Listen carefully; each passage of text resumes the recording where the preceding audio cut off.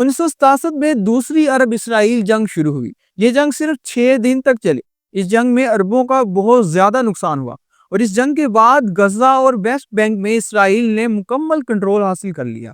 فلسطینی لوگ اپنا ملک چاہتے تھے، اس لیے 1964 میں فلسطین لبریشن آرگنائزیشن بنائی گئی۔ 1974 میں یونائٹڈ نیشنز نے PLO کو فلسطینی عوام کی نمائندہ تنظیم مان لیا۔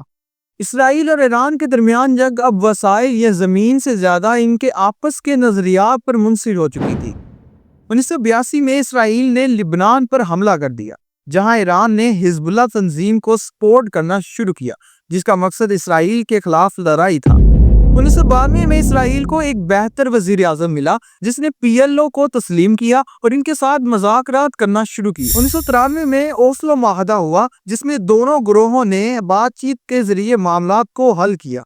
1994 میں پہلی بار فلسطینی حکومت قائم ہوئی، لیکن اس وقت تک اسرائیلیوں نے بہت سی کالونیاں ویسٹ بینک میں بنا رکھی تھی، اس لیے فیصلہ کیا گیا کہ اس کو 3 حصوں میں تقسیم کر دیا جائے۔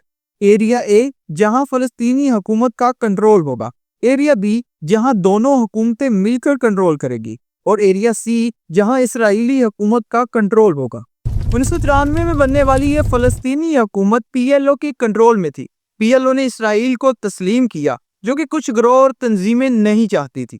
ان میں سے نمایاں حماس تھی، جسے ایرانی سرپرستی حاصل تھی۔ حماس کا مقصد اسرائیل کو ختم کرنا تھا، لیکن اسرائیل میں بھی فلسطینی حکومت اور ویسٹ بینک پر ان کے کنٹرول کو عوام نے شدید مذمت کے قابل قرار دیا۔ 1994 میں فلسطینی حکومت کے صدر اور اسرائیلی وزیر اعظم کو ان امن مذاکرات پر نوبل پیس پرائز بھی دیا گیا، لیکن بدقسمتی سے اس کے بعد حالات خراب ہو گئے۔